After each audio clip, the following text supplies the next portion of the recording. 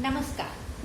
दादी नानी की कहानियों के इस खुले मंच पर आप सबों का बहुत बहुत स्वागत है। आज की 40वीं कड़ी में जो कहानी है उसका शीर्षक है नाच न जाने आंगन में टेढ़। नत्थू अपने 6 बहनों का एक छोटा भाई था।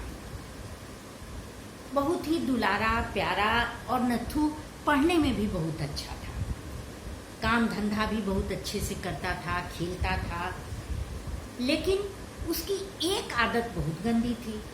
वो कभी भी हार जाता तो दोष खुद पर नहीं लेता, कभी बहनों पर दोष देता, कभी अपने मित्र साथियों पे देता, कभी प्राकृतिक हवाओं पे देता, कभी मौसम पर देता, लेकिन कभी ये नहीं कहता कि गलती उसकी है। अपनी गलतियों को देखना, समझना और आगे बढ़ना वो चाहता भी नहीं था। धीरे धीरे कक्षाएं बढ़ने लगी और नत्थू याद तो बहुत करता था। ऐसा नहीं था कि नहीं पढ़ता था, दिन भर पढ़ता था और सारी बातें, सारी पाठ उसको मौखिक रूप से तो याद हो जाते थे, लेकिन लिखने की आदत नहीं थी।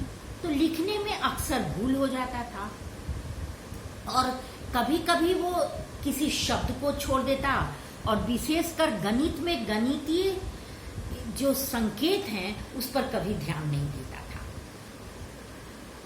छमाही परीक्षा हुई और नत्थू जब परीक्षा देकर आया तो उसे अंक बहुत कम मिले। तो जब सबों ने पूछने लगा तो उसने सीधा कहा कि भाई हमरा तो सब आवत रहे, मास्टर साहब कॉपी छीन लेलन, नंबरे ना देलन तो हम का करें। पिताजी को बहुत गुस्सा आया। उन्होंने कहा बाबा नाच न जाने तो आंगन में टेढ़, वही स्कूल से बाकी लड़का नंबर लावा था कि ना, तो मास्टर साहब तोरे के चिन्ह तरन। दादी उसके पक्ष से खड़ी हो गई। दादी ने कहा कि ना ना, लड़का एकदम ठीक बोलता, हम देखीला भर दिन पढ़ेला। पिताजी उसके जीत पे गए तो स्कूल में जब कॉपी देखने की बारी आई तो जहां जोड़ का चिन्ह देना था वो जोड़ की क्रिया कर दिया था, लेकिन चिन्ह नहीं दिया था। घटाव की क्रिया हो गई थी, चिन्ह नहीं दिया था। तो मास्टर साहब ने कहा कि भाई हम कैसे नंबर दे दें, ये प्रक्रिया केवल कर देने से तो नंबर नहीं दिया जाता है।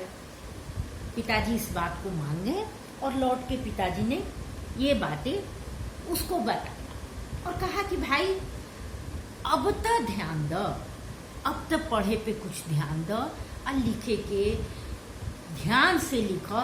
गणित में संकेत छूट जाए तो गणित के कहीं कोई महत्व ना रह जाए। लेकिन उसने इस पर ध्यान नहीं दिया और उसका यही काम चलता रहा। धीरे धीरे कक्षाएं बढ़ती रहीं, जिम्मेदारियां बढ़ती रहीं, लेकिन अपनी गलती न देखने के कारण वो हमेशा पीछे रह जाता था। उसका ज्यादा समय दूसरों पर दोष मढ़ने में चलता था, चाहे वो स्कूल में रहे, कॉलेज में रहे, ऑफिस में रहे, वो हमेशा दूसरों को ही दोष देता आया।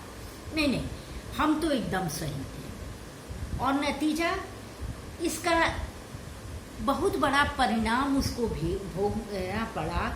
इतने अच्छे, इतनी कुशलता रहने के कारण भी वो अच्छा नहीं कर पाया, क्योंकि वो अपने से ज्यादा दूसरों पे ध्यान देता था और दूसरे के दोष निकालने में रह जाता था।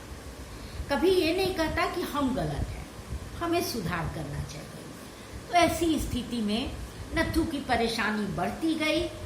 पिताजी का देहांत हो गया, घर की जिम्मेदारी नत्थू पे आ गई, लेकिन नत्थू में कोई सुधार नहीं हुआ।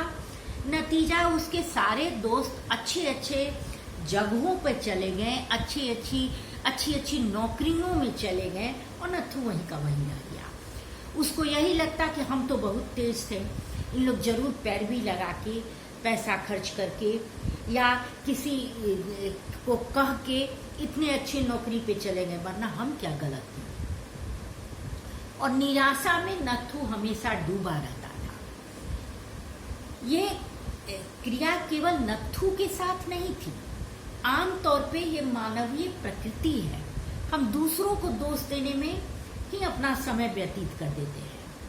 यदि हम गलत हैं और कभी हम इसका विश्लेषण करें कि नहीं, गलती हमारी है, इसमें किसी दूसरे का दोष नहीं है, तो शायद परिस्थितियां कुछ और हो, लेकिन हम ऐसा नहीं करते हैं।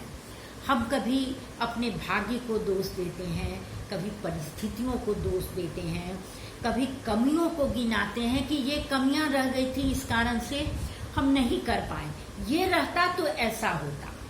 तो ये किंतु परंतु के संभावनाओं में लटकी जिंदगी कहीं कुछ कर नहीं पाती है। तो यदि आगे बढ़ना है तो सबसे पहला काम यही है कि दूसरों को दोष देने के बजाय, दूसरों को कोसने के बजाय अपने आप को देखें, अपने आप अपनी गलतियां खोजें और उसे सुधार कर आगे बढ़ने का प्रयास करें। तो आज बस इतना ही, फिर मिलेंगे अगली कहानी के साथ। धन्यवाद।